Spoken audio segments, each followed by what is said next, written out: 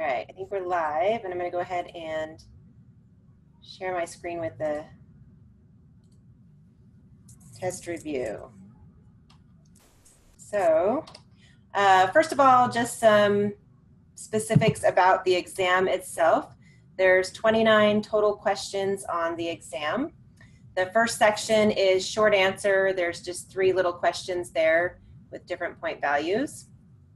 The second section is multiple choice. There's 7 multiple choice questions worth 3 points each. And this is one of the hardest parts of the test, I think, because the multiple choice questions really try to get at whether or not you understand the concepts as opposed to maybe just being able to use the formulas per se. So, so definitely try to understand the concepts to help you with those multiple choice questions. And then the last section, section 3, is the problems. And there's 19 problems, and these are going to be mostly questions where you work things out, very similar to the problems on the second page of the test review sheet if you've looked at that. And keeping in mind that all tests are cumulative, so you'll definitely want to go back and review everything from the beginning of the semester. And I did try to make the Chapter 19 quiz that's due on Wednesday have some kind of review questions in it to get you back in the mode to going back to look at some of that old stuff. So I would say it's going to take about 2 hours on average to take this one, but definitely allow yourself 2.5 hours at least, just in case. My in-class sections have just taken this exam, and it's taken them anywhere from, there's been a huge range in the amount of time it took to take it. So I've had a couple people that have been out in like a little over an hour, and then I've had a couple people that have been in there for over 3 hours. So, so just plan accordingly so you have plenty of time to take it. All right, so this unit started back in chapter 12 with probability. And when we're talking about probability, there were several terms involved with probability. And so one of those was a random phenomenon. And a random phenomenon was anything for which individual outcomes were uncertain, but there was a regular distribution of outcomes in a large number of repetitions. So things like flipping a coin. When you flip a coin once, you have no idea what's going to happen, heads or tails. But if you flip a coin, say 1,000 times, then you're going to see that a pattern emerges, that about half the time you're going to get heads and about half the time you're going to get tails. So probability then is the proportion of times that an outcome occurs in a very long series of repetitions. And one way that we can determine probability is by doing something lots and lots of times and observing how many times a specific outcome occurs.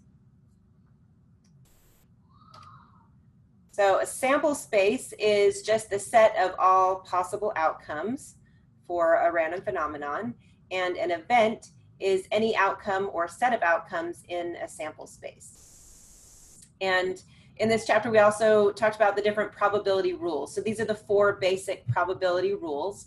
First rule is that all probabilities are numbers between 0 and 1, or you can think of it as 0% to 100%. And the second rule is that if you add up all the probabilities for everything in the sample space, they should always add up to 1. Third rule, if you want to know the probability that something does not occur, it's just 1 minus the probability that it does occur. The fourth rule, looks like it's actually wrong on this slide. Let me see if I can get my pen to work down here. If you want to know the probability of A or B occurring, it's the probability of A plus the probability of B. You can just add their individual probabilities. So we talked about finding probabilities in 2 different situations, when we have a discrete distribution and when we have a continuous distribution. So a discrete distribution is just when we have a finite or countable number of outcomes. So if we have a discrete distribution, we can go ahead and make a list of all the possible outcomes and assign probabilities directly to outcomes. And then we can use the probability rules to answer questions, probability questions, about that distribution. So for example, this is an example of a discrete distribution. Internet search sites compete for users because they sell advertising space on their sites and can charge more if they're heavily used. Choose an internet search attempt at random. Above is the probability distribution for the site the search uses. What is the probability that a search attempt is made at a site other than the leading 4? So here is the sample space. This is the set of all possible outcomes for doing an internet search. So we have Google, Microsoft, Yahoo, Ask Network, and then others. And you notice others has a big question mark on it. So that's what we're trying to figure out the answer to for this first question here. And one thing we know about probability distributions, if we add up the probability of everything in the sample space, it should always add up to 1. So we know that the sum of all these things has to add up to 1. So if we add up these 4 values and subtract that sum from 1, then that should tell us what the probability of others is. So we just take 0.68 plus 0.18 plus 0.10 plus 0.02. And if you add all those up, then you get 0.98. So that's those other 4. So 1 minus 0.98 gives us 0.02. So the probability of any other search engine besides these 4 basic ones would be 0.02, or 2% if you wanted to convert it to a percentage. Next question, what's the probability that a search attempt is made at Microsoft or Yahoo? So if we want to know the probability of one or another event happening, so Microsoft or Yahoo, then we can just add their individual probabilities. So the probability of Microsoft or Yahoo is just the probability of Microsoft plus the probability of Yahoo. And we can get those probabilities just right here from the table. So Microsoft, the probability is 0.18. Yahoo, the probability is 0.10. So 0.18 plus 0.10 gives me 0.28, or 28%. And last question for this distribution, what's the probability that a search attempt is not made at Google? So now we're looking for probability of not Google. Well, the probability that something does not occur, remember this is that third probability rule, is 1 minus the probability that it does occur. And looking at my chart here, I can see that the probability that a search attempt is made at Google is 0.68. So I'm going to have 1 minus 0.68, which gives me 0.32, or 32%.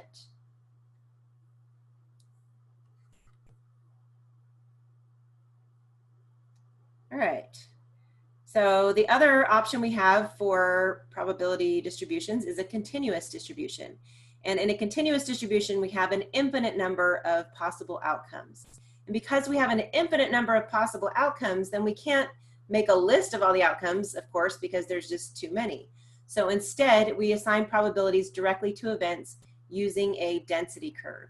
And if you remember back from chapter 3, we talked about density curves, and we talked about the 2 requirements or 2 characteristics of a density curve. So one of those is that the area under the curve had to equal 1. And the other one was that all the area was on or above the horizontal axis. So on or above the x-axis. So those are the 2 requirements for a density curve. So if you think about it, these requirements go right along with our probability rules. So one of our probability rules said that if you add up all the area for everything in the sample space, it has to equal 1. So that goes right along with the total area under the curve equaling 1. And then the fact that probabilities have to be numbers between 0 and 1, that kind of goes along with this second requirement here, because we have to have a positive area or positive chance of positive area under the curve. So it has to be on or above the x-axis. When we're dealing with these continuous distributions and using density curves as probability models, then probability is just area underneath the curve. So if we can figure out the area that we're interested in, that's going to tell us what the probability is. And any density curve, there's lots of different density curves. Any density curve can be used as a probability model. And like I said, probability is just going to be area under the curve. But as far as our class goes, I can only choose to put things on the tests only choose to put curves on the test that I know that you know how to find the area underneath, which pretty much limits us down to 2. We can do rectangles, and I know you know how to find areas under normal distribution curves. So that's basically all I have to choose from as far as the exam goes. So let's look at both of those scenarios. The first one we're going to look at is the rectangle distribution, which the real name for rectangle distribution is a uniform distribution. So suppose that you specify that a random number generator can take any value between 0 and 3, and all numbers between 0 and 3 are equally likely. So the probability model would look like this. It would look like a rectangle. And they give us the first question here, but before I answer the first question, the very first thing that I like to do in these rectangle problems is figure out the height of the rectangle. Because we know to find areas of rectangles that area equals base times height. And so I'm going to need the height to find all the areas that I'm interested in under the curve. So I found that students get less confused if before you even read through the other questions, if you figure out the height of the rectangle, because that's the height you're going to use for all the rest of the questions that it asks. So to figure out the height, first thing I have to take advantage of is all the things that I know. Okay, so I know that area equals base times height, and this is a density curve. And what do I know about the area of a density curve? The area of any density curve, it always adds up to what?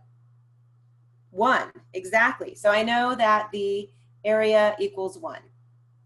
And looking at my rectangle here, I can pretty easily figure out the base of my rectangle going from 0 to 3. So what's the length of the base there? 3, right? So I know that the area is 1. I know that the base is 3. So if I plug in everything I know to this area formula, I'll get 1 is equal to 3 times the height. And now I can just divide both sides by 3. I don't know why my pen wants to draw random stray lines on there, because it's not really a random line, just annoying lines. So I end up with a height equal to 1/3, or 0.33333, repeating for converting to decimals. So the height of my rectangle is 1/3. So now that I know that, now I can go ahead and look at the rest of the problems, and it'll be easier because I'll already have all the information that I need, and I won't get confused by any of the shadings or anything like that. So my first question says, what's the probability that X, the output from this random number generator, is less than 1.75? So first thing I want to do is kind of draw a little picture of that here on my thing. So 1.75 is about right there. I'm looking for less than, so less than is all this area over here. So I know that probability is just area under the curve, so if I can find the area of this shaded region right here, that's going to be the answer to my probability question. And what shape is that shaded area? Well, it's a rectangle. And how do we find areas of rectangles? Base times height, right? So I'm just going to look for the base and height of that shaded rectangle.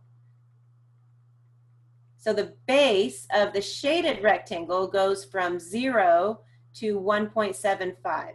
So the length of that base is 1.75. And the height, remember now we already calculated the height, so we can just use this number every time. The height is going to be 1/3, or you could put in 0.333 or whatever.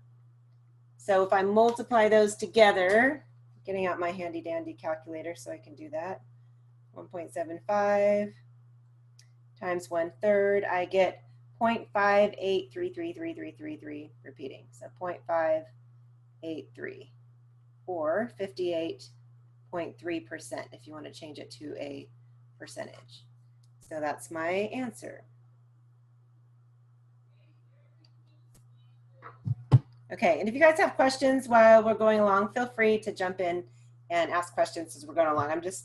Sometimes it's tricky in an online forum where I can see all your little heads on the side, most of your heads on the side. But feel free to type anything on the chat window or turn on your microphone and ask a question anytime, or if I go too fast.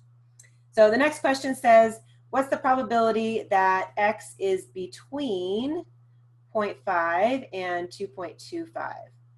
So I'm going to sketch that on my picture here. So I have 0.5 going up to 2.25, so that's about right here. And I'm looking for between, so that's all the area inside of here. So probability is just area under the curve. And once again, the shape of my shaded region here is a rectangle. And we find areas of rectangles just by base times height. So I'm looking for the base of my shaded region here. So this shaded region goes from 0.5 to 2.5. So if I want to find the length of that base, I just take 2.25 minus 0.5, which gives me 1.75. So the length of that base is going to be 1.75. And the height, oops, that's supposed to be a height.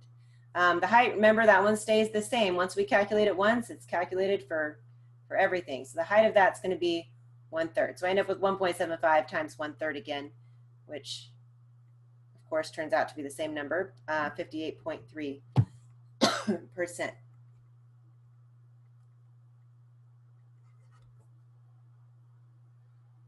All right, one last question with the rectangle. What's the probability that x is at least 2.5? So at least means 2.5 or greater. So I've had a lot of students that have gotten confused in the past. You see the word least, and sometimes when you see the word least, it makes you think of less than. But when we say at least means that 2.5 would be the lowest possible number and everything has to be bigger than that. So at least is 2.5 or greater. So here's my 2.5. So I'm looking at this little shaded region right here. And once again, shaded region's a rectangle. The way we find areas of rectangles is base times height. So I'm looking at the base of this little shaded rectangle now, which goes from 2.5 to 3. So if I want to find the length of that base there, again, I just take 3 minus 2.5, which in this case will give me 0.5. Multiply that by the height. This is the same height we figured out in the very first part of this problem, the 1/3. So I take 0.5 times 1/3 and I believe I get 0.167. I'll double check that. Yep, 0.167 or 16.7%. All right, so that's basically how we do it when we have a rectangle, or in other words, a uniform distribution. The other type of distribution that I know that you know how to find the area underneath is a normal distribution. And we find areas under normal distributions by standardizing and use table A. So this example says MCAT scores in 2013 were approximately normally distributed with a mean of 25.3 and a standard deviation of 6.5. What's the probability that a randomly chosen test taker scored below 20? So now when I draw a picture of this distribution, I'm going to draw a picture of a normal distribution, not a rectangle, because this one says it follows a normal distribution. And I know the mean of that distribution, or right down the center, is going to be 25.3. And the standard deviation is 6.5. So I'm going to take 25.3 plus 6.5, which is 31.8, plus another 6.5 gives me 38.3, plus another 6.5 gives me 44.8. And then going the other direction, I have 25.3 minus 6.5, which is 18.8. I'm just getting a picture of what this distribution looks like. So this is just how we set up problems back in Chapter 3. In fact, this is essentially a Chapter 3 problem right here. So minus one more 6.5, and that gives me 5.8. All right, so I wanted to know the probability that a randomly chosen test taker scored below 20. So 20 is probably in here somewhere, 20. And we want to know below, so that's going to be all this area right in here. So probability is just area under the curve. So if I can find the area of that shaded region, then I'll have the answer to the question. And this time, the shape of that shaded region is a normal distribution tail, and we find areas under normal distributions by standardizing and using table A. So we're talking about an individual here, individual test taker. So our z-score for individuals is x minus mu over sigma. So just like the z-score in chapter 3. So the x we're interested in is that 20, and we subtract mu, which is 25.3, divide by standard deviation of 6.5,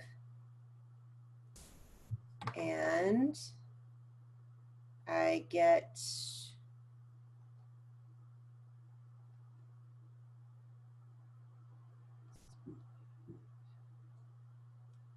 negative 0.8153, and I have to round this to 2 decimal places to use table A. So that's gonna be negative 0.82 if I round to 2 decimal places. So here's my z-score. I'm gonna take that to table A and look that up. So negative 0.82, that's what I'm looking up.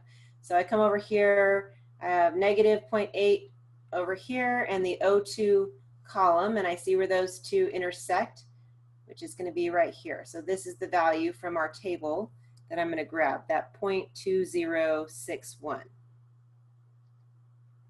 So table A said 0.2061. Now I have to remember that table A always gives me the area to the left. So if I look back at my picture, in this case, all I wanted was the area to the left. So I'm done. That's the answer. I can stop there. So probability that a randomly chosen test taker scored below 20 would be 0.2061 or 20.61%. What if I had wanted the area to the right? Well, then I can just take the table value and subtract from 1.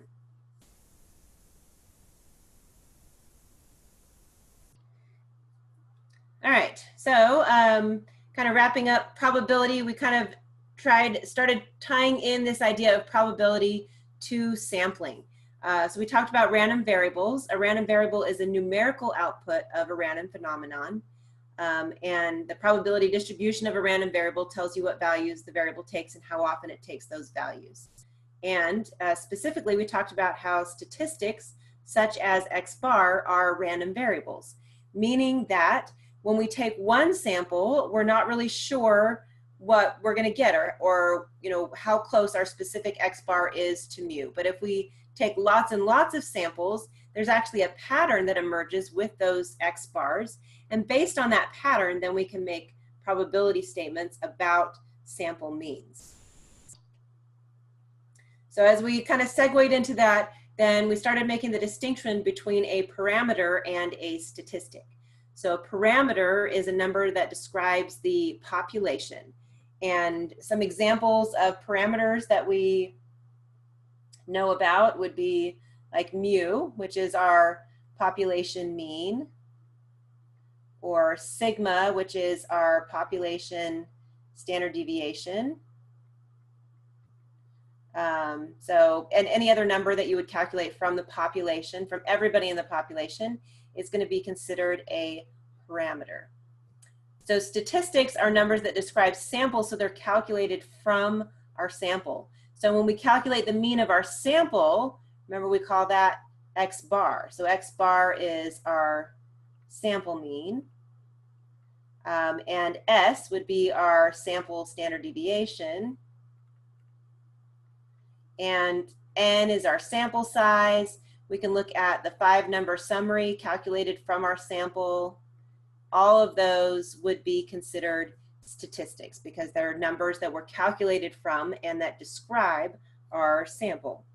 So we got to distinguish between these because we're kind of shifting into this idea of statistical inference, which is where we're going to take a sample and we're going to use the sample value, like the sample mean, to try to draw conclusions about mu, the population mean.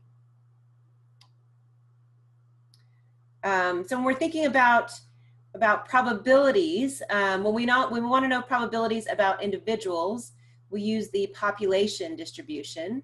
And the population distribution is just the distribution of values of the variable among all the individuals in the population. So if I had measurements on everybody in the population and I did a histogram of everybody in the population, that would be my population distribution. And some things about the population distribution: the mean of the population is mu, the standard deviation of the population is sigma, and the shape of the population could be anything. It just is whatever it is. It could be anything it wants to be. Whoops.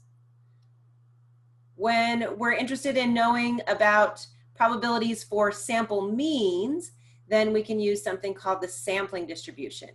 So the sampling distribution answers the question, like, what would happen if I took lots and lots and lots of samples, and how do sample means behave? Like what kind of pattern would develop in the long run with the sample mean? So the sampling distribution itself is the distribution of values taken by X bar in all possible samples of the same size from the same population. So when we're talking about a sampling distribution, we're not talking about looking at individuals anymore, but we're talking about looking at sample means. And we can base probabilities about sample means on the sampling distribution. And some characteristics of the sampling distribution: the mean of the sampling distribution, so in other words, the mean of all possible sample means, is equal to mu. So it has the same value as mu.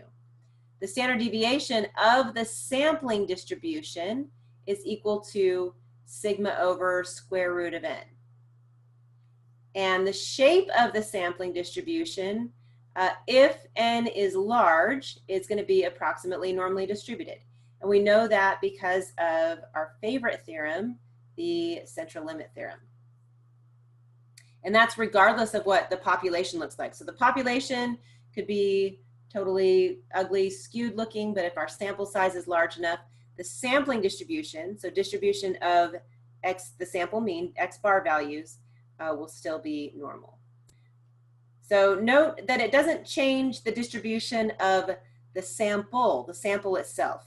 And I think on this next slide, try to make sure I break down the difference between the sample and the sampling distribution. So when we talk about the sample is all those individuals. You know, we have the whole population. We take a few people from the population that we're actually going to measure. That's our sample. If I was to do a histogram of those individuals in our sample, okay, that's just my sample distribution. And that is different from the sampling distribution. The sampling distribution is, like we talked about, the distribution of values taken by X bar in all possible samples of the same size from the same population. So the sample distribution, the distribution of individuals in your sample, should be the same as the population, same shape as the population.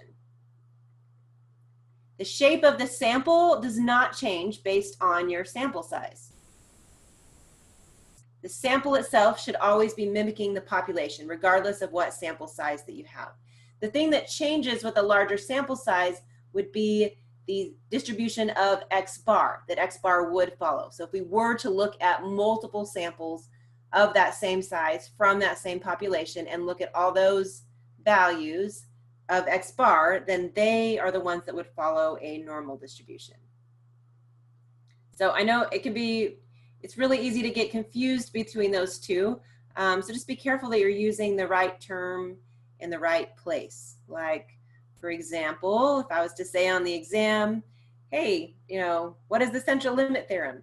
And you said, oh, as n gets large, then the sample becomes normal, then you get that wrong, because it's not the sample that gets a normal distribution.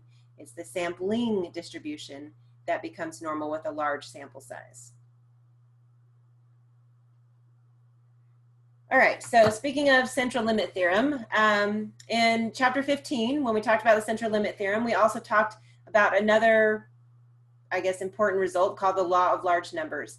And the central limit theorem and the law of large numbers, they're similar in some ways to each other, so they're easy to confuse. So we're going to talk about both of them, and I'm going to try and point out the differences between those two. So first of all, the law of large numbers says that as n increases, the mean of the observed values gets closer and closer to mu, the mean of the population. So the central limit theorem says that if your sample size is large, then the sampling distribution for x bar will be approximately normal. And how large is large? Well, it really just depends on how unnormal your original population is. If your population is normal, then your sampling distribution will automatically be normal for any sample size. And the more skewed your population is, the larger you need your sample size to be, before your sampling distribution is normal. But even for really skewed distributions, 30 to 40 is usually a large enough sample for central limit theorem to kind of kick in and for that to be normal. So looking at these, the law of large numbers is all about the sample mean. It says the sample mean is going to be close to the population mean. So the central limit theorem, on the other hand, is all about the shape of the sampling distribution. So it says that the shape of the sampling distribution is going to be approximately normal if n is large. So both of them have to do with having a larger sample size, but the law of large numbers says sample mean close to population mean, and the central limit theorem says the shape of the sampling distribution is going to be approximately normal.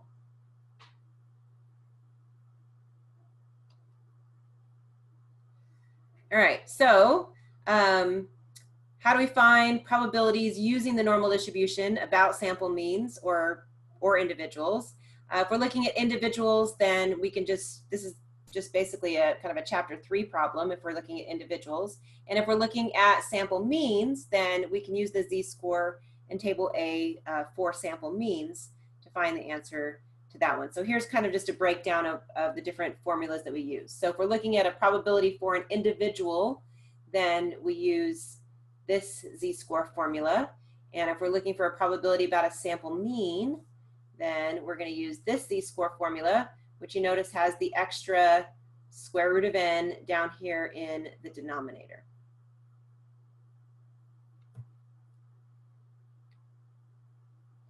So here's an example.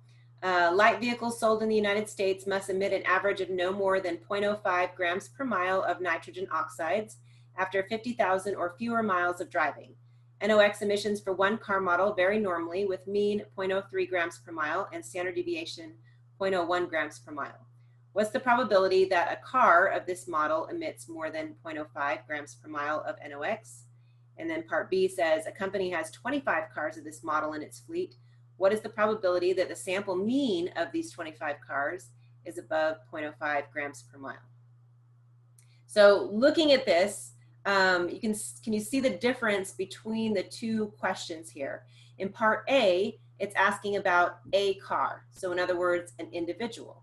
In part B, it's asking about the mean of 25 cars. So that one's a probability question about a sample mean. So for each of these, then we would answer the question differently. And I didn't give myself a lot of space on this slide to write, but we'll see if we can work on the probabilities for these. So let's start with the first one. So this first one, it asks about the probability of a car, an individual. So to answer probability questions about individuals, then we use the population distribution. So the population, in this case, it tells us has a mean of 0.03. So this is our mu. And it says standard deviation is equal to 0.01. And the shape of the population, in this case, they tell us that the population is normal. And do we know how to find areas under normal curves? Yeah, we do. So we can answer probability questions about individuals for this population because we do know how to find areas under normal curves. And we find those just by standardizing and using table A. So in this case, because we're talking about an individual, then we're going to use the z-score for individuals, which is x minus mu divided by sigma. So the x that we're looking for is this 0.05 here in the problem. Whoops. So 0.05 minus the mean, which was 0.03, divided by sigma, which is 0.01. So that gives me a z-score of 2.00.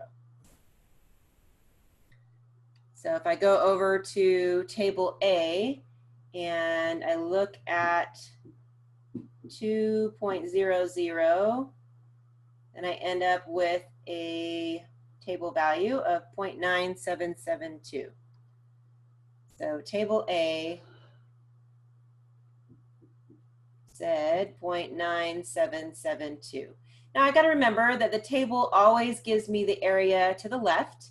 And in this case, I want to know more than, or in other words, the area to the right. So if I want the area to the right, then I just need to subtract from 1. So the area I really want is that right tail area. So I'm going to take 1 minus 0.9772, which is 0.0228.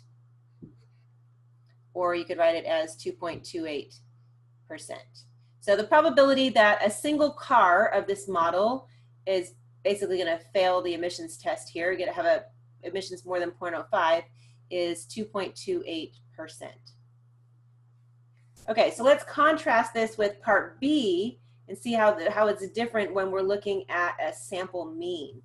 So now we're saying that a company has 25 cars of this model, and we want to know what's the probability that a sample mean of these 25 cars is above 0.05. So to look at probabilities for sample means, we use the sampling distribution. I'll write that one down here. So our sampling distribution has a mean equal to the population mean, so it's also going to be 0.03.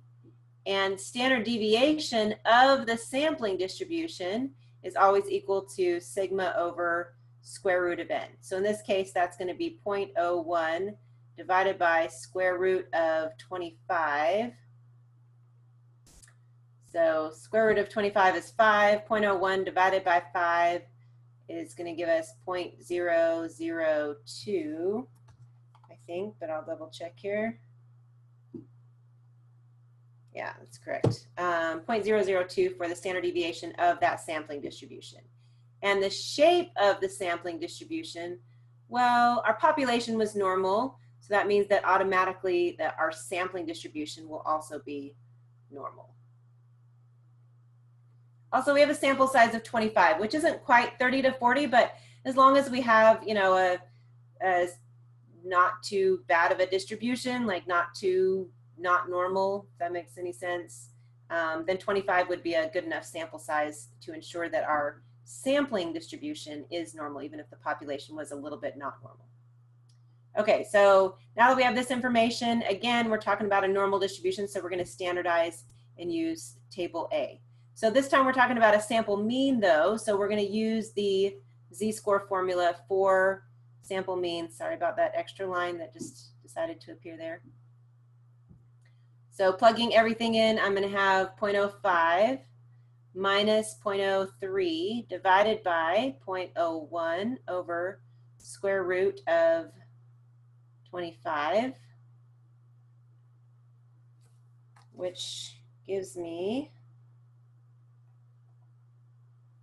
10. So I get a z-score of 10. All right, so I have a z-score of 10, so I flip over to table A, and 10's not on the table. So what should we do? We should definitely panic, right? Something must have gone wrong if you get a z-score that big, for sure. No, just kidding. Definitely not. It's fine to have z-scores that big. What does that mean? Well, look at the numbers in this table here. You can see that as the z-score is getting bigger and bigger and bigger, then the area underneath the curve here is getting bigger and bigger and bigger. So if we're talking about a z-score of 10, then the area underneath the curve, or the percentile, is going to be super duper duper close to 1. And I should have drawn a picture of this sampling distribution. I didn't. But we were looking for the greater than area. So it's kind of what it looks like here. And so we were looking for 10 was like way out here. And we wanted to know the more than or greater than area. So I would end up subtracting whatever I got from the table from 1 to get the more than or greater than area. So if you take 1 minus 1, you end up with 0. And if you had drawn a picture, which I should have done, I just didn't have a lot of room on that other screen. Got to make a note to myself to throw in an extra slide for this one next time. But looking at your picture, you'd see that that's like a super infinitesimally small area over here, way over here in like no man's land where that 10 would be. So what we're saying then is that there's essentially a 0% chance of having the sample mean of 25 cars be above that 0.05. So I'm going to say off the table. So probability. So if it's off the table, then the probability is either going to be 0 or 1, depending on which direction that you're looking for. Since it was off the table to the right and we were looking for even greater than that, that's what made it 0. If we had been looking for less than, then the probability would have been 1 because it would have included the entire curve. All right, so really that kind of breaks down what we're looking for in these problems. What I want to say though is just to strongly encourage you to read the test carefully, okay? Anytime that in the question it's giving you a sample size, then you're going to need to use this z-score for sample means, which has this square root of n in the bottom here. So anytime it's talking about a sample, and a really good sign of that is it's giving you a sample size right there in the question. And I emphasize this really heavily because my in-class sections just finished taking this exam, and I've been grading those, and a lot of students are missing that. So so just like I said, read the problems carefully, and if it's asking about a sample mean, make sure you're using this z-score for sample means, and you'll be great. All right, so moving on to chapters 16, 17, and 18, we kind of took all that information about probability and sampling distributions, and we finally get to start putting it to work into like an actual method where we get to, you know, kind of real life-ish. We start get to analyzing data. So we started talking about statistical inference. So statistical inference is just using sample data to draw conclusions about a population. And we have these two basic methods for statistical inference. So the first method is going to be a confidence interval. And the purpose of a confidence interval is to estimate the value of a parameter. And the other method that we have is a test of significance. And the purpose of a test of significance is to assess the evidence for a claim about the population. So kind of to just distinguish the difference between the two of those, if we were interested in, say, Pizza Hut delivery times, if we just wanted to know, hey, what is the mean Pizza Hut pizza delivery time, then we would do a confidence interval. We would have pizzas, maybe 30 pizzas sent out to different places in the city to all of our best friends around town, and everybody would time how long it took them to get their pizza, and then we could use all those sample pizza delivery times to estimate the overall mean pizza delivery time for Pizza Hut. So that would be a confidence interval. So a test of significance, on the other hand, is a little bit different, In a test of significance, there's a claim. So if any of you guys are as old as I am, then you might remember those old Pizza Hut commercials that said Pizza Hut delivers their pizzas in 30 minutes or less, right? So maybe you're thinking, I don't know if I really believe that Pizza Hut delivers their pizzas in 30 minutes or less. So you want to put that to the test. So you would still collect your data in the same way. You send pizzas to your 30 best friends. Everybody times how long it takes them to get their pizza. And then you're going to take that sample mean pizza delivery time and compare that to the claim of 30 minutes. And if they're pretty close, then you're going to be like, okay, well, I guess I don't have any evidence against Pizza Hut. But if they're really far away from each other, then you're going to be like, ooh, gotcha, Pizza Hut. You've been lying about your pizza delivery times, and I now have evidence that your pizzas take longer than 30 minutes to get delivered. So that's kind of a breakdown of why and when we use each of these different statistical inference methods. They're actually both based, we collect the data the same way for each of them. It's just how we look at the data and how we use it to draw conclusions that is a little bit different. So for this whole test, for this whole unit, then we have these simple, what I call the training wheel conditions. So our first condition is that we have a simple random sample from the population. And the way that we check to see if this condition has been met is just by reading the problem. So hopefully in the problem it will say that they used a simple random sample. If it doesn't mention how they got their sample, you're really just looking to see if there's any red flags that would indicate that they didn't use a simple random sample to collect their data. So, I mean, because, we don't have all the information about all these studies that we're looking at, kind of going to give everybody the benefit of the doubt. If we read something that seems like for sure they did not use a simple random sample, then we're going to be concerned. Otherwise, we'll call it good. The second condition is that the population needs to be normally distributed. So we can check this by reading the problem. Sometimes they'll tell you in the problem. We can also check it if they give us the data by doing a stem plot or a histogram of the sample data. And if the sample data is roughly symmetric, then we would consider that it's likely that the population is close to normal as well. And then also if our sample size is really large, like 40 plus, then our results are going to be valid even if the population is not normal because of the central limit theorem. And the last condition, this is really the training wheel condition that we're going to rip off by the end of the week here, is that we know sigma, but we don't know mu. This is kind of a ridiculous condition because, sigma is the average distance each point is from the mean. So we're saying somehow we know the average distance each point is from the mean, but we don't actually know the mean. So in real life, this doesn't occur very often where we know sigma but don't know mu. Most of the time we don't know either one of them. But for now, like I said, this is our training wheels. We're trying to get a feel for how these statistical inference procedures work. So that's why we're making this condition here.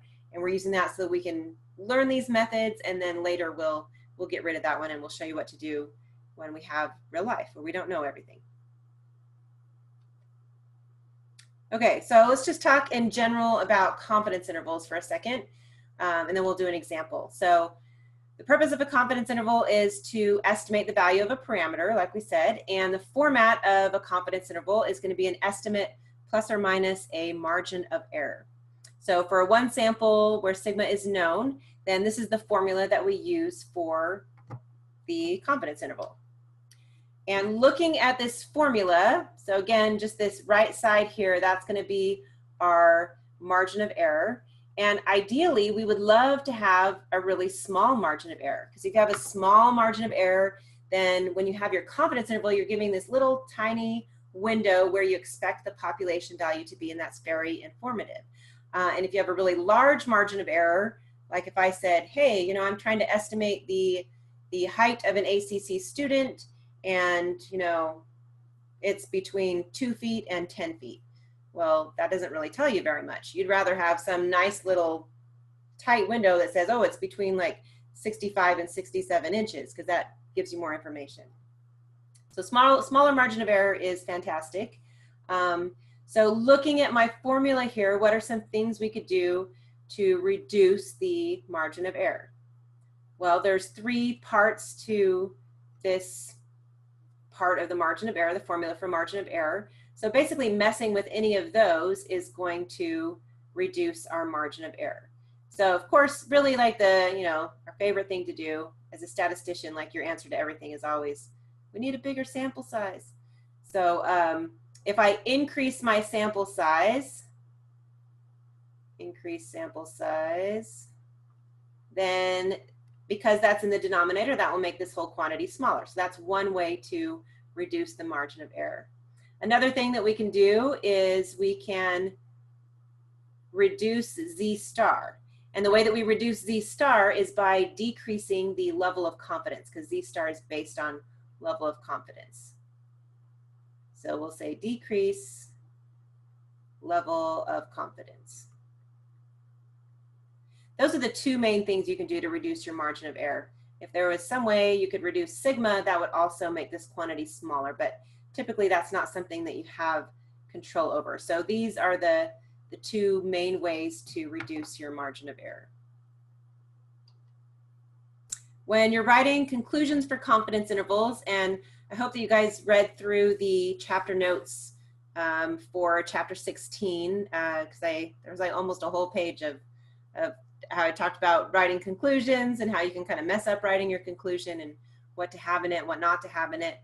So if you haven't read that, I recommend reading it. I actually recommend going back and reading it again before you take the exam. In addition, like if there's that extra help file that was available that had all the annotations, so it was an example and it had the red boxes with arrows and stuff on it. So if you haven't looked at that, then definitely I recommend looking at that one too before the test. But going along with a lot of that stuff that I've already said in there, then here's some things to think about when you're writing conclusions for confidence intervals.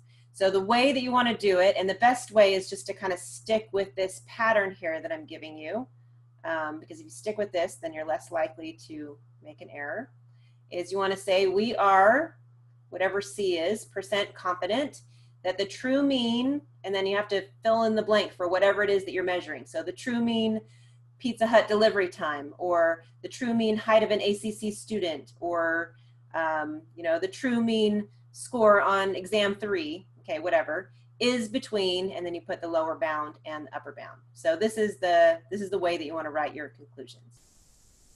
What you want to be careful is you never want to use the word chance or probability in when you're writing about a specific confidence interval, because once you've collected the data, then it's an event that's in the past. And when an event is in the past, you can't use probability or chance to describe something that has already happened.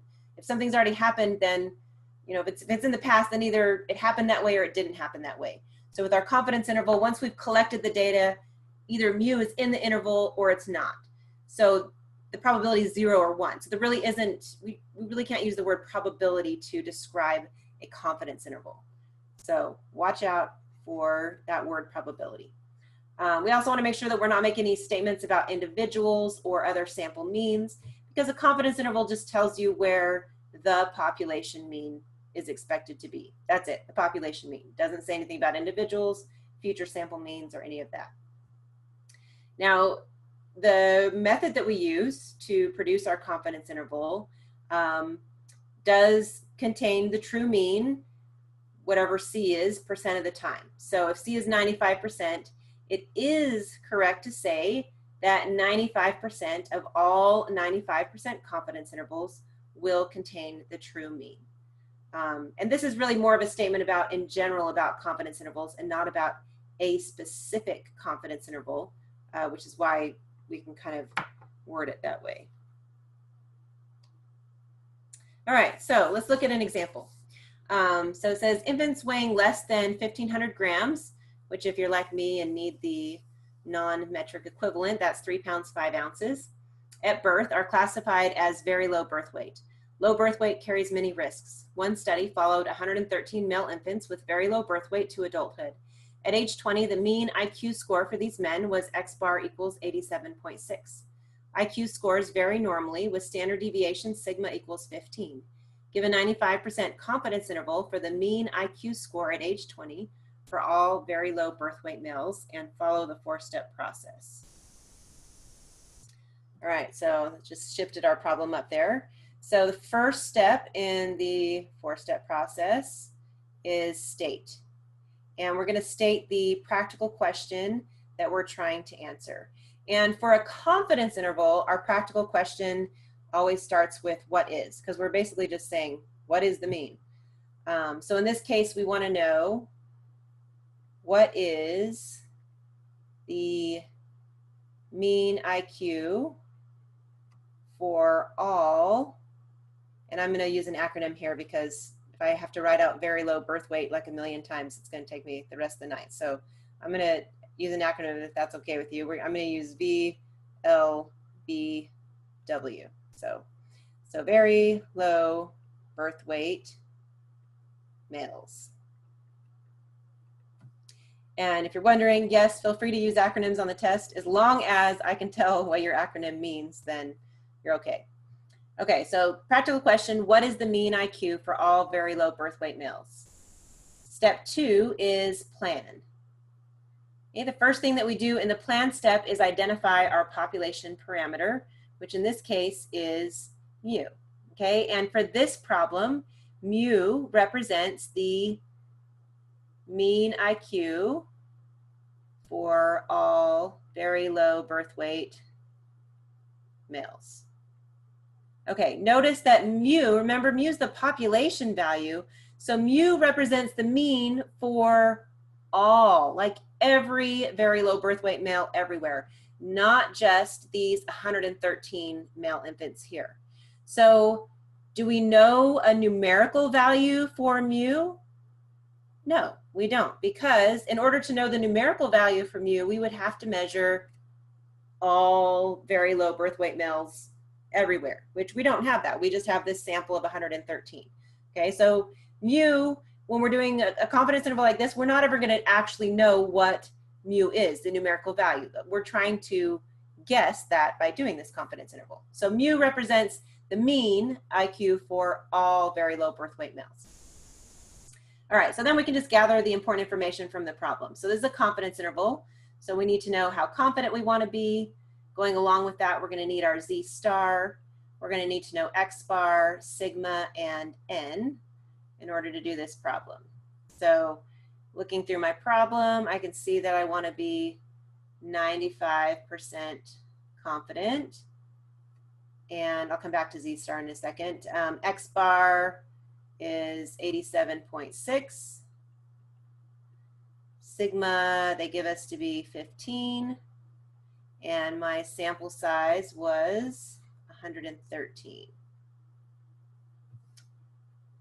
So Z star, I'm trying to remember if I put in, oh, I did. Okay, so if I want to find Z star for 95% confidence, the easiest way to find that is using table C. So table C, we're going to talk about in future chapters, but for now, what's going to be of interest is this Z star row right down here on the bottom. And you can see that there's confidence levels up here across the top. So if I look and see where the column for how confident I want to be intersects with the row for Z star, that'll give me my Z star value. So I was looking at 95%. So I come over here to the 95% confident column. I come all the way down, whoops, almost drew right over it, to my Z star row, and my Z star for 95% confident is 1.96. Whoops, here we go.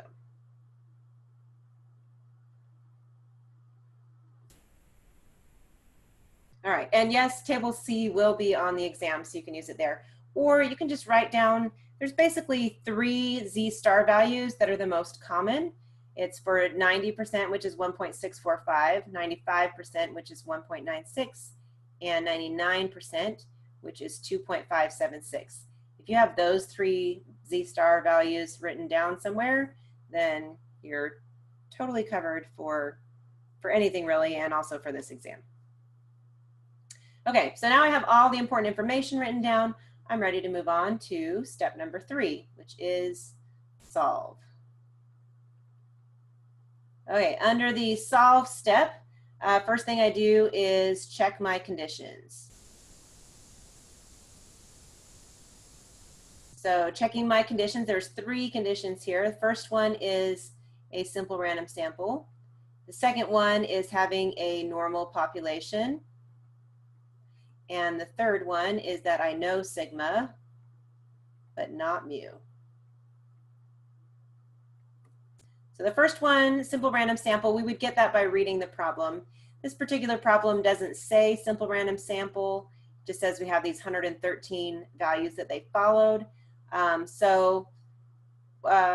just have to hope that these 113 people are representative of all very low birth weight males, or figure out how, I'm not really sure how they chose those, but since they don't say and they don't give us any reason to think that it's not a simple random sample, then we'll go with a check.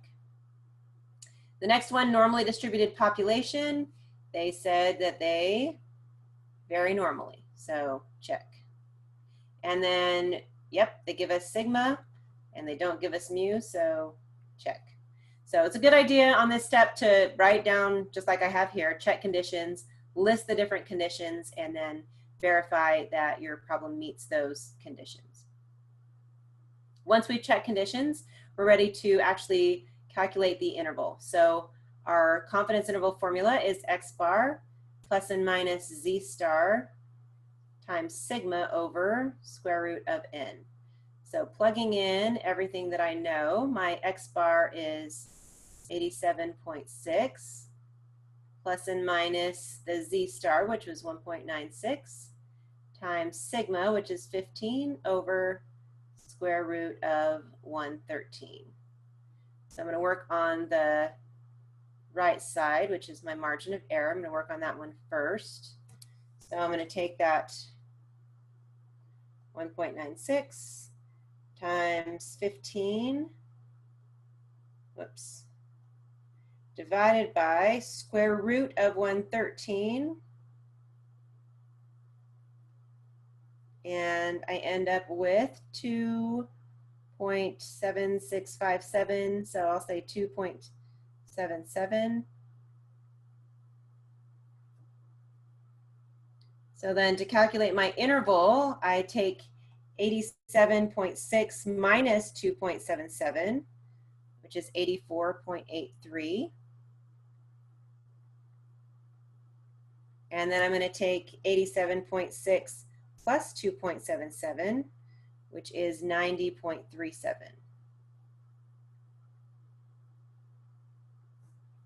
So that is my confidence interval right there. So then the last step, step 4, is write our conclusion.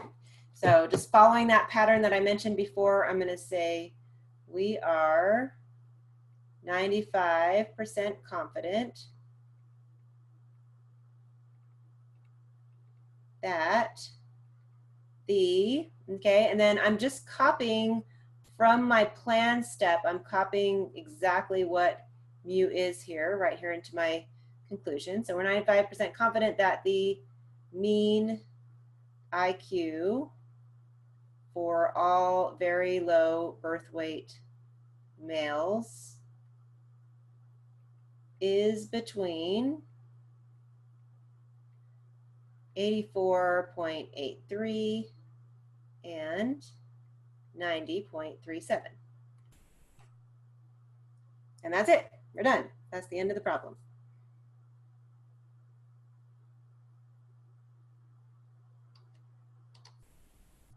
All right, so suppose that we wanted to estimate that mean IQ for very low birth weight males to within plus or minus 2 with 99% confidence, then what size sample would we need?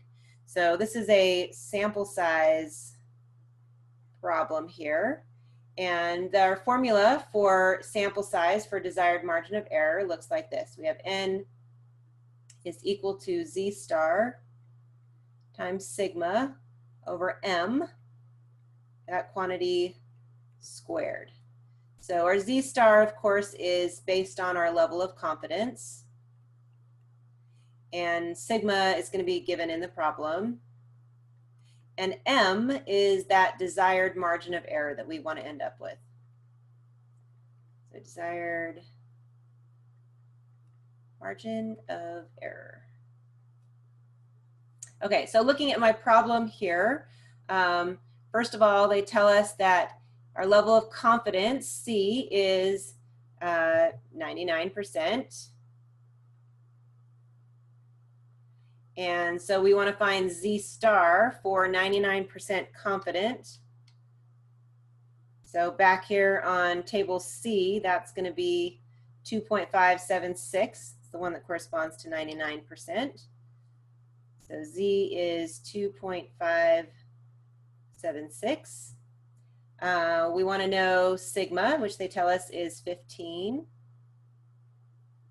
And this plus or minus 2, that's that desired margin of error, the margin of error that we'd like to have. So our M equals 2. So now I can just plug those values into my formula here, and I'll end up with 2.576 times 15 divided by 2, that whole quantity squared. So working on the part just in the parentheses first, I have 2.576 times 15 divided by 2, so that gives me 19.32 squared. And I square that quantity, and I get 373.26.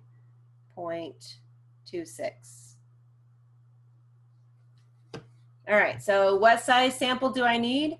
Well, is it possible for me to measure 0.26 of a person, like maybe just their right leg and part of their elbow or something? No, of course not. So we're going to measure the entire person, right? So for sample size, we always, no matter what number you get as the decimal on here, if there is any number as a decimal on the end here, you're going to round up. So we would need to sample 374 people. So always round up for sample size. So don't follow standard rounding rules, round up. So one other thing that I want to point out with these sample size problems is the other error that I see frequently is people forget to square it here. I think because the squared sign, it's little and it's teeny and it's up in the corner. So that's often forgotten. So just to kind of make you aware, be kind of hyper vigilant and make sure that you don't forget the squaring part. So remember to round up, remember the squaring part, and if you can remember those two things, then you'll probably get this question right on the test. Okay, so let's talk about tests of significance. That's our other method for statistical inference. So remember this one, the purpose of the test of significance was to assess the evidence for a claim about the population. So first let's talk about writing the hypotheses for our test of significance. When we write the hypotheses, the null hypothesis is always going to have some form of the equal sign in it. In fact, you can just go ahead and just always put the equal sign in it and you'll always be right. So the null hypothesis always has the equal sign in it. It can also be greater than or equal to or less than or equal to. But like I said, if you just want to err on the side of caution, just always put an equal sign. The alternative hypothesis has 3 options. Okay, notice that it's never going to have a flat out equal sign. It's either going to have greater than, less than, or not equals to. When we're doing these tests, the p-value is a measure of how much evidence that we have against the null hypothesis. The smaller your p-value, the greater the evidence that you have against the null hypothesis. And the p-value, like the definition of our p-value, is going to be the probability of getting a sample value that is as extreme or more extreme than what you got if the null hypothesis is true. So this can be really tricky, understanding what a p-value is, and I definitely recommend going back and reading about p-values in the book and just trying to wrap your brain around what a p-value is telling you. And the tricky part is that p-value is a probability, but it's a very specific probability. What a p-value is not, is it's not the probability that the null hypothesis is true. It's not the probability that the null hypothesis is false, okay, because the null hypothesis is either true or false. It's one of those past events. So we can't really talk about the probability of it being true or false. It's the probability of getting your sample results if the null hypothesis is true.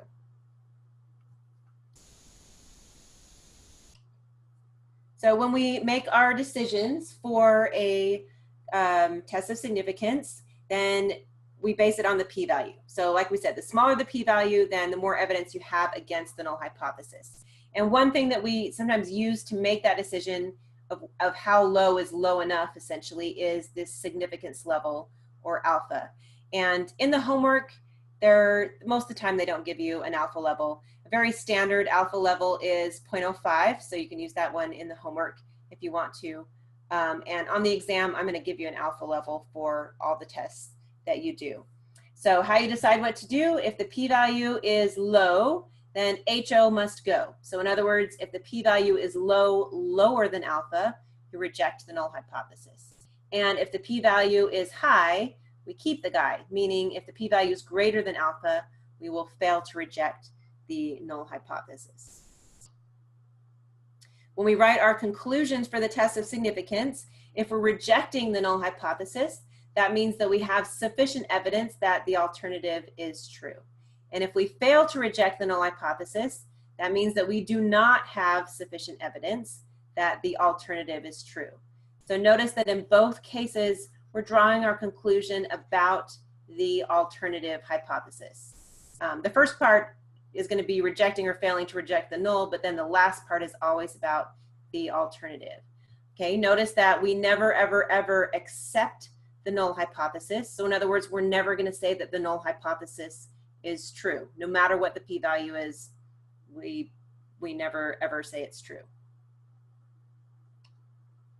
Okay, so here's our example. It's kind of same data that we were looking at before. It said IQ tests are scaled so that the mean score in a large population should be mu equals 100. We suspect that the very low birth weight population has a mean score less than 100. Does the study described in the previous exercise give good evidence that this is true? Follow the 4-step process. And it would have been nice if I would have included on that slide all the good stuff. So just looking back here, I'm just going to remember that X bar is 87.6 and sigma is 15. So I'll just write that on here so we don't forget it. Okay, so X bar was 87.6, sigma was 15, and N was 113. All right, so let's look at the 4-step process for this one. So the first step is state. Now, the practical question for a test of significance does not start with what is. Often it just starts with is, or even this last sentence here pretty much gives the practical question. I like to start my sentence with is, like is the mean ...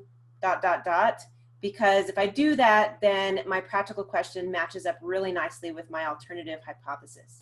So for my practical question, I'm going to say, is the mean IQ for very low birth weight males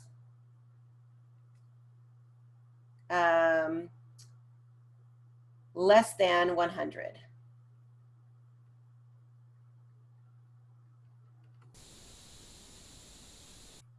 So step 2 is plan. First thing we do under the plan step is identify that population parameter. So this is the same exercise or same data that we were dealing with before. Mu is still going to be the mean IQ for all very low birth weight males. Okay, next for a test of significance, then we're going to write our hypotheses. So we have the null hypothesis and the alternative hypothesis. We always write our hypotheses about the population value. And in this case, we're talking about mu. So I like to write the alternative hypothesis first because the alternative hypothesis is basically your practical question written symbolically. So if my practical question says, is the mean IQ for very low birth weight males less than 100, then my alternative hypothesis would be mu less than 100. And once I've written the alternative, The null hypothesis is easy because the null hypothesis always has what sign in it? The equal sign. Exactly. So mu equals 100 for my null hypothesis. Notice a couple things when we're writing the hypotheses. First of all, notice that they're always written about the population value. In this case, that's mu. So up here in the corner, I'm just going to write a way that people sometimes incorrectly write the hypotheses. Sometimes I see null hypothesis equals 100. Alternative hypothesis less than 100. Okay, so this method of writing it is incorrect because it's missing the mu's. It's missing the population value. So it's not the hypothesis that we think is less than 100. It's the mean IQ for very low birth weight males that's we think is less than 100. All right, so next up, we have the important information from the problem, and I've got that all written right up here already. So we've got that gathered up. So we can move on to step number 3, which is solve. And at the solve step, then we check our conditions, and this is the same data that we had before. So same conditions. So since I just looked at my watch and we're totally longer than the hour that I was hoping for, then I'll skip that part, but it's the same data, so it's the same 3 conditions that we checked before. So, okay, just kidding. I'll write them down real fast. So we have a simple random sample, normal population. We know sigma, but not mu. And we met all those. Check, check, check. Okay, so now we're going to calculate our test statistic. So our test statistic is a z. Z is equal to x bar minus mu naught over sigma over square root of n. Plugging in the values that I have, I'm going to have 87.6 minus 100 divided by sigma, which is 15, over square root of 113. So look here, I get 87.6 minus 100. It gives me negative 12.4. Divide that by 15 over square root of 113. And I get negative 8.779, I guess. Okay, so this value right here, this is my test statistic.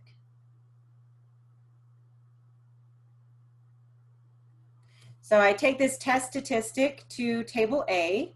That's kind of the first step. Finding the test statistic is the first step in finding the p-value.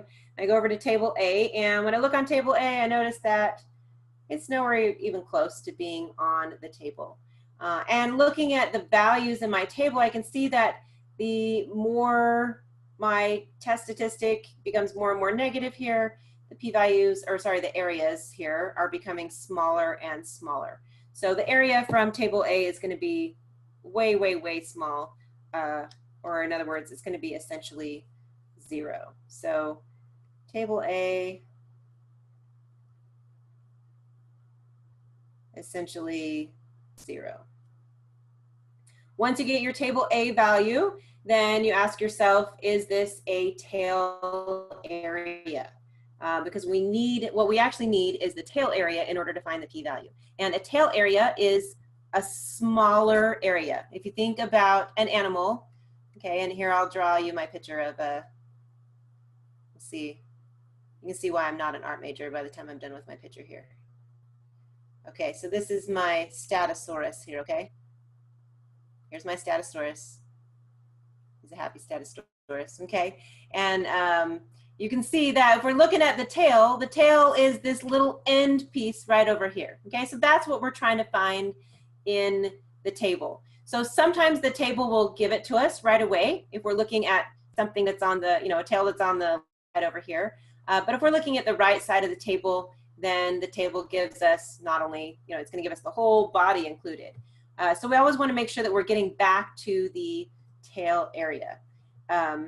So how do we tell? Well, if we look at the table A, we write down the table A value. If it's less than 0.5, it's a tail area. If it's greater than 0.5, it's not a tail area. Not a problem if it's not a tail area. All we have to do is take 1 minus that table value, and then we'll have the tail area. So ours is 0. Obviously, that's the tail area.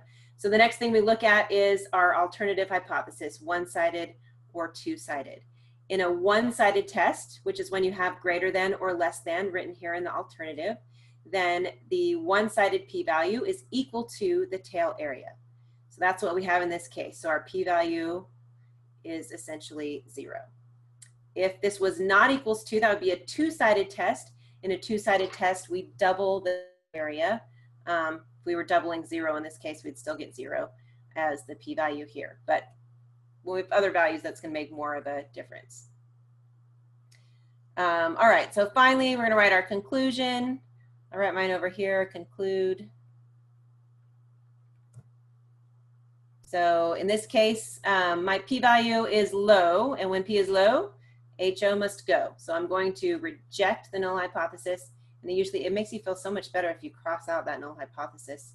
If you haven't tried it, try it. Somehow it feels good. Okay, so, and I'm going to conclude that the alternative hypothesis is true, that we have enough evidence for that. So we reject H naught. We have sufficient evidence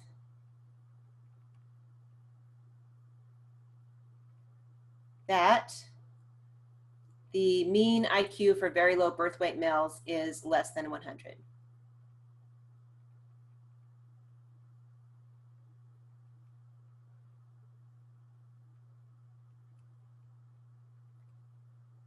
Okay, so I'll write that out. Okay, that should say 100 off to the side. I ran out of room there. All right, so that's it for tests of significance. And that's it for everything. That's the end of all the material that we have really for this.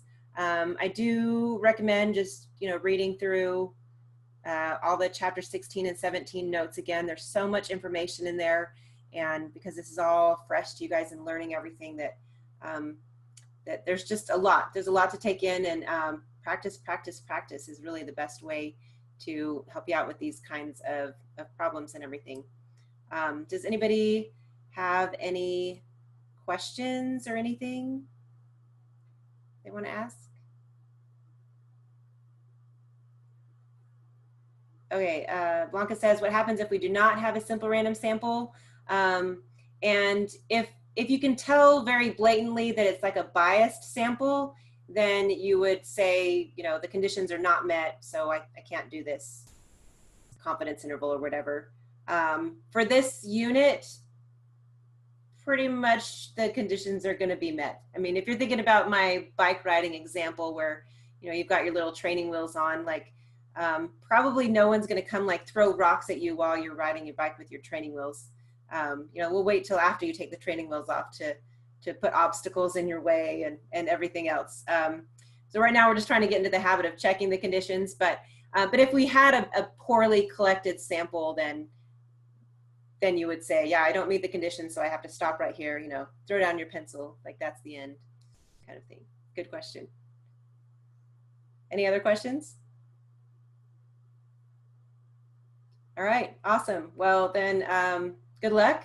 Don't forget that the test deadline is on Saturday this week, but of course I recommend you taking it sooner than that, getting it out of the way so that you can get a start on the next material, always on to the next new and exciting thing, right?